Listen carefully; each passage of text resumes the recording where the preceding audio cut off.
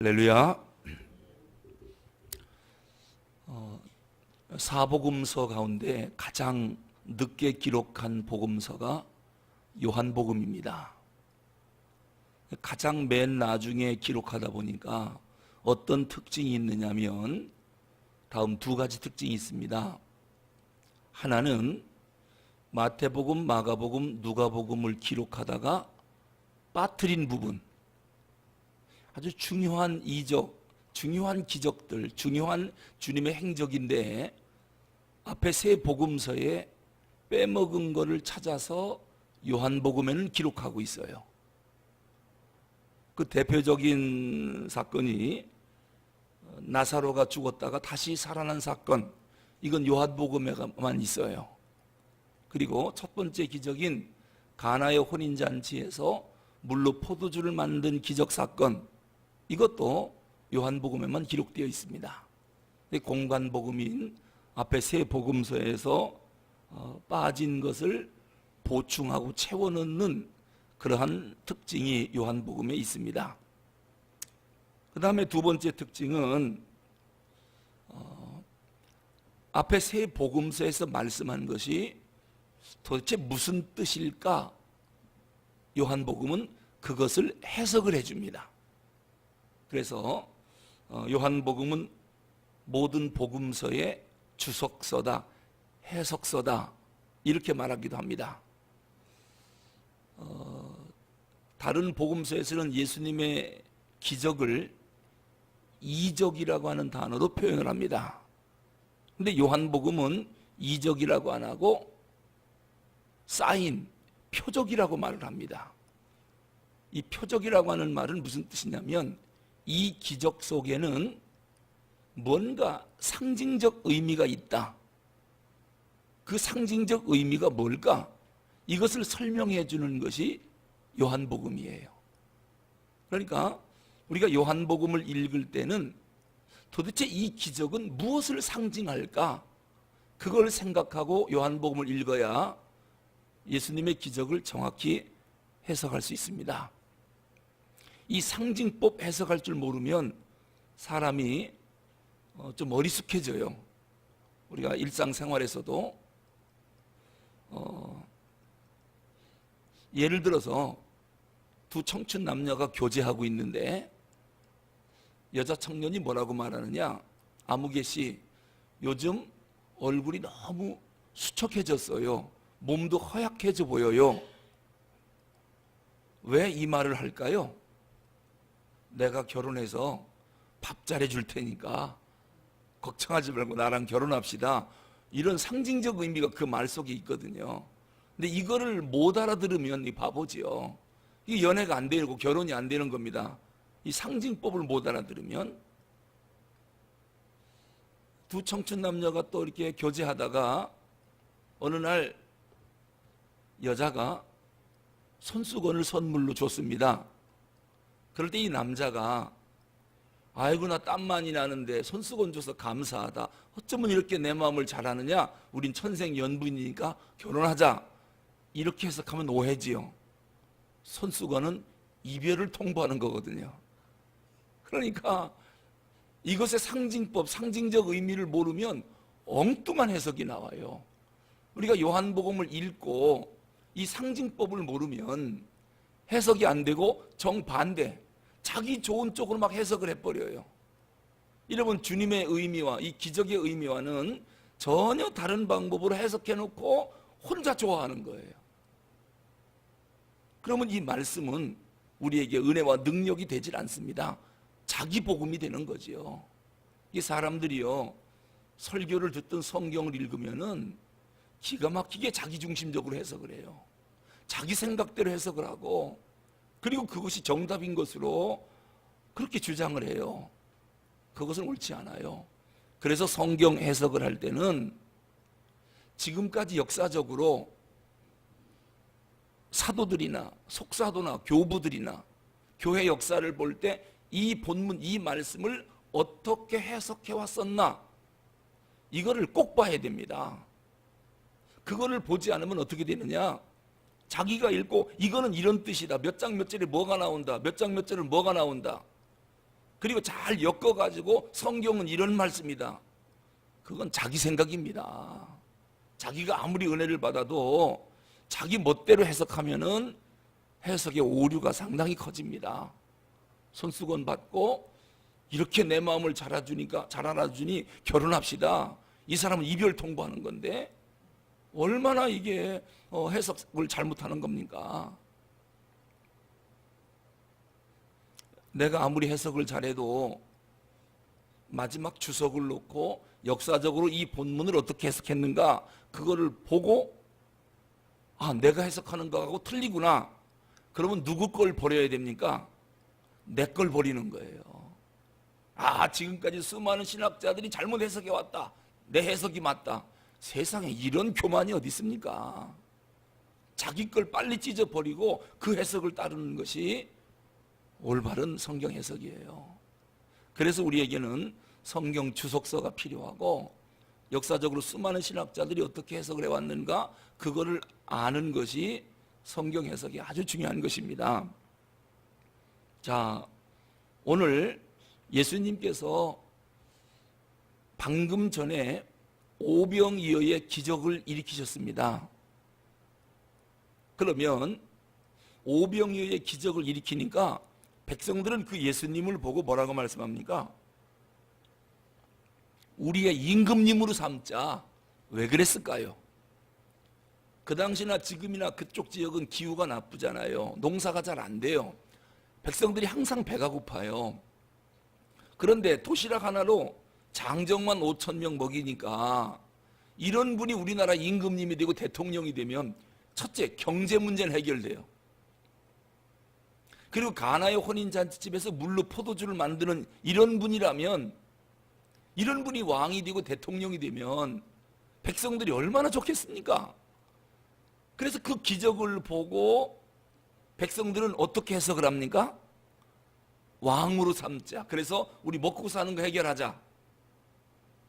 그러면 예수님에 대한 오해도 보통 오해가 아닙니다. 그럼 오병이어의 기적 사건을 해석을 제대로 한 거예요? 잘못한 거예요?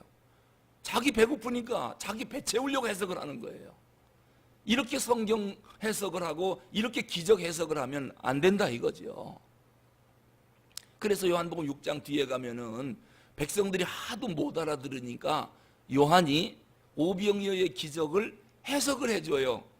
이것은 예수님은 생명의 떡이다라고 하는 것을 알려주려고 오병이어의 기적을 일으켰다는 거예요. 우리의 먹고 사는 배고픈 문제 해결해 주는 분으로 예수님이 오셨다. 그래서 왕으로 삼으면 먹고 사는 데 지장 없다. 이거 알려주려고 예수님이 이 땅에 오신 분이 아니라 너희의 영원한 생명의 떡이 되시는 분이 누군 줄 아느냐? 예수님이다. 그 떡을 먹어야 너희가 산다. 이것을 알게 하려고 오병이어의 기적을 일으켰다. 이렇게 해석을 해줍니다. 가나의 혼인잔치집에 물로 포도주를 만들었어요. 포도주가 뭐를 상징하지요? 주님의 보혈 피입니다. 너희들이 필요한 모든 것 주님이 채워줄 거다. 주님은 하늘나라에서 오셨기 때문에 하늘 사건, 하늘나라를 설명하면서 모든 기적을 일으키거든요. 그러니까 항상 주님의 기적이나 주님의 비유는 하늘나라를 생각하고 해석을 해야 돼요. 이게 해석의 원칙이에요. 그런데 물로 포도주 만들으니까 예수님하고 함께 사업하면 돈 많이 벌겠다. 주님 나랑 함께 해요. 이렇게 해석했다가는 안 된다는 거죠. 거기에서 주님의 보혈 피를 발견하고 생명의 떡이신 예수를 발견해야 이 기적의 의미가 있다. 그래서 요한복음의 기적은 표적이다. 사인이다. 상징적 의미가 있다. 그렇게 말씀을 하는 것입니다. 자, 그러면 방금 앞의 사건이 오병이어의 기적 사건이거든요. 그리고 나서 백성들이 예수님을 왕으로 모시려고 하니까 이거 기가 막히거든요. 내가 왕이나 되려고 이 기적을 일으켰느냐? 어쩌면 나를 이해를 못해도 이렇게 못할까? 이렇게 상징법을 못 알아들을까? 그러니까 주님이 왕으로 삼으려고 하니까 도망가 버렸습니다. 산에 가서 기도해야 되겠다. 왜 그랬을까요? 이 백성들 아직 멀었다는 거예요. 이렇게도 못 알아듣고 표적의 의미를 모르고 상징적 의미를 모르니 이 백성들을 구원하려면, 내가 메시아인 걸 알게 하려면 하나님께 기도해야 되겠다. 그리고 산으로 올라가셔서 기도하신 것이죠. 그리고 이제 제자들에게 뭐라고 그랬습니까? 너희들은 먼저 가버나움으로 가라. 빨리 여기 떠나라는 거예요. 왜 그랬을까요? 왜 빨리 여기를 떠나라고 그랬죠? 배를 타고 가버나움으로 가라고 그랬을까요? 이유가 있습니다. 예수님의 제자들이 떡을 나눠주면서 무슨 생각을 했겠어요? 내가 누군 줄 알아? 이런 분 모시고 다니는 제자야. 마치 지들이 기적을 일으킨 것처럼 저렇게 교만할 수가 없어요. 이 대형교회 다니는 사람들의 착각이 이겁니다. 내가 보통 사람이 아니야. 내가 어떤 교회 다니는 줄 알아? 이런 착각에 빠지기가 쉬워요. 그거랑 자기 신앙하고는 다르거든요. 그러니까 예수님의 기적을 일으킨 걸 자기들이 떡을 나눠주면서 모든 영광을 지들이 받아요. 막 질서 잡고 큰 소리 치고 마치 자기들이 나눠주는 것처럼. 주님이 제자들을 가만히 보니까 야, 이거 큰일 났구나. 여기서 영광을 지들이 받으려고 하니까 이놈들 안 되겠다. 여기 더 이상 있지 말고 빨리 떠나라. 니들도 지금 착각하고 있다는 거예요. 백성들도 착각하지요. 제자들도 착각하지요. 이 전부 교만에 빠진 거예요. 그래서 가버나움으로 가라는 겁니다. 빨리 배 타고. 그리고 주님은 산에 올라가서 기도하러 올라가신 거예요. 자, 이제 배를 타고 가는데 바다에 풍랑이 일었습니다. 좀 전에 기적의 흥분, 곧이어서 풍랑. 여러분, 왜 이런 일이 이렇게 극과 극으로 일어나는 줄 아십니까? 주님의 의도가 있어요. 자, 학생들이 학교에서 수업을 합니다.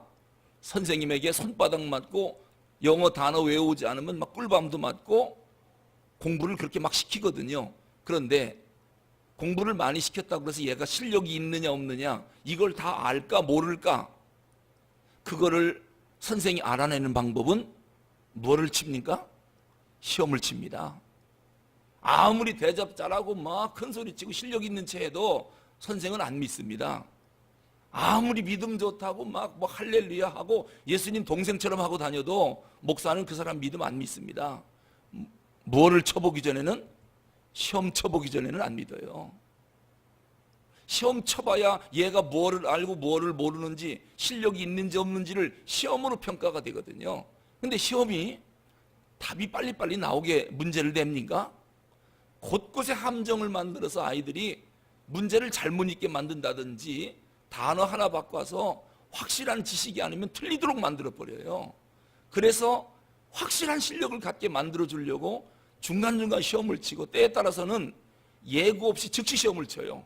수업하다 말고 책 덮어, 종이 꺼내. 그리고 그 자리에서 그냥 시험을 보기도 하거든요. 왜? 평상시 공부를 하는가 안 하는가, 시험 대비가 됐나 안 됐나 이거를 확인하기 위해서 시험을 보거든요. 자, 예수님께서 가나의 혼인잔치 기적 일으켰죠? 베세다 광야에서 기적을 일으켰죠?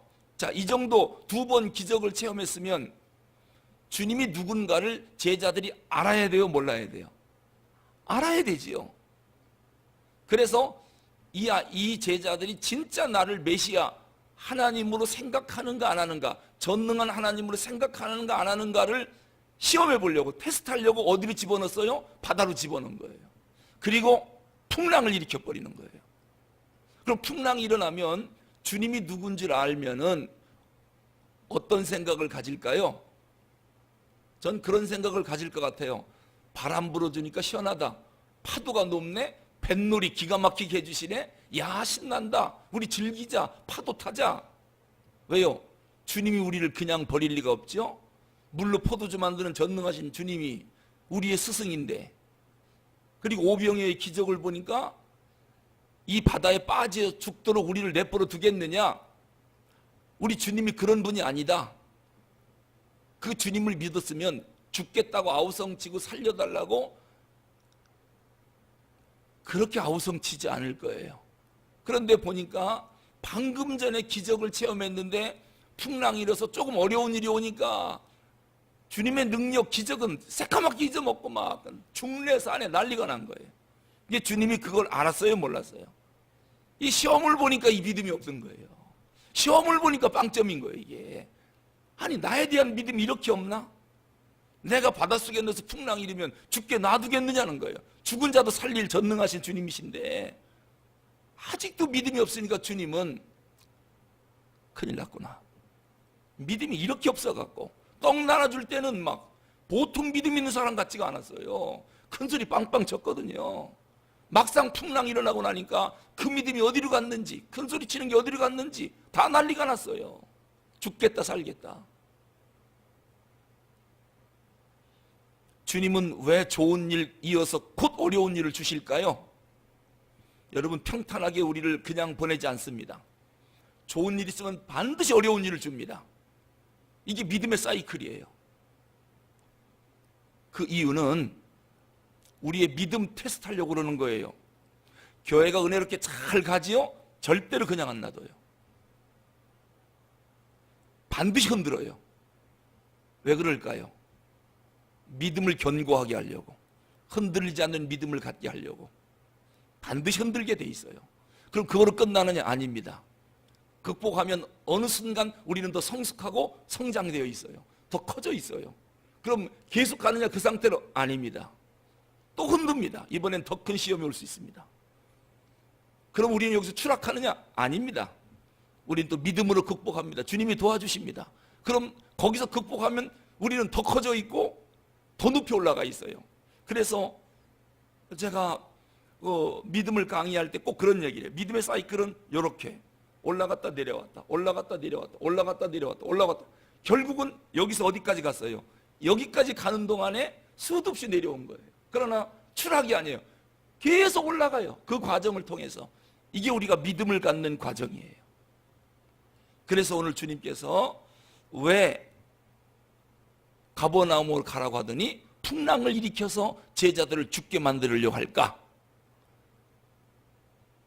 주님에 대한 믿음이 진짜인지, 오병이어의 기적을 일으킬 때 가졌던 그 믿음이 진짜, 큰 소리 치던 게 진짜인지 아니면 가짜인지, 요거를 좀 알아보고 싶었던 거예요.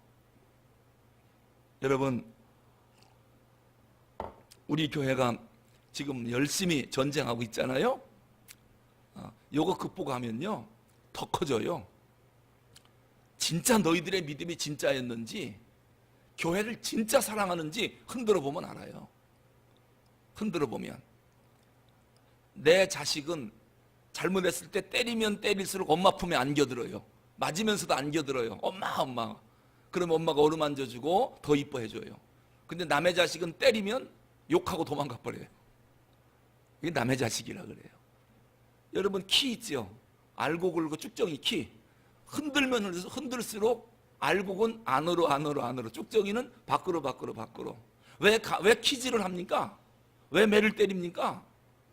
애 죽이려고 때립니까? 아닙니다. 그러니까 교회가 흔들리고 어려운 일이 올 때는 왜 오는 거예요? 왜? 알곡, 그리고 교회를 얼마나 더 사랑하는지 요거 다 구분하는 겁니다. 주님께서 왜 이런 시험을 주실까? 그럼 요 시험만 끝나면 그럼 이제 탄탄대로일까? 아닙니다. 우리는 천당 가는 날까지 이 마귀가 살아있는 한은 치열한 영적 전쟁입니다. 우리의 믿음을 이런 때 딱 보이는 겁니다. 얼마나 내가 교회를 사랑하는지, 얼마나 주님을 사랑하는지. 이 원리를 알면 시험 올라면 와라. 거기에 넘어지는 바보가 어디 있습니까?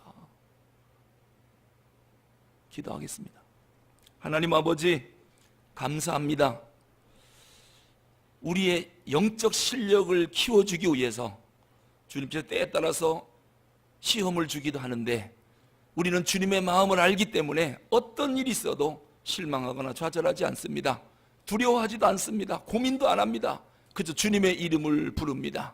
그럼 주님께서 오셔서 풍랑을 꾸짖고 기적을 베푸사 해결해주고, 그 사건을 통해서 우리는 더 믿음이 커지고 성숙해져 있는 것을 발견하게 되나이다. 주님, 학생들이 시험을 보는 것은 실력 향상 때문인데 우리의 실력을 얼마나 키워주려고 하나님 지금 시험을 보게 합니까? 우리는 반드시 승리하였음을 믿습니다. 우리의 믿음이 있기 때문이옵나이다. 오늘 가버나움으로 가는 길에 풍랑을 주셔서 제자들의 믿음을 시험해 봤더니 제자들은 빵점이었습니다. 기적을 보고도 큰 소리 쳤는데 빵점이었습니다. 주님, 우리에게 이런 믿음을 갖지 않게 하여 주시옵시고, 어떤 환경이 오더라도 주님 앞에 100점짜리 신실한 믿음을 보이게 하여 주시옵소서. 주님을 얼마나 사랑하는지, 교회를 얼마나 사랑하는지 하나님, 우리가 주님 앞에 우리의 모습을 보이게 하여 주시옵소서. 그럴 때 우리 교회로 하여금 가장 멋진 교회로 우뚝 세워줄 줄로 믿습니다. 우리 주 예수 그리스도 이름으로 기도하옵나이다. 아멘.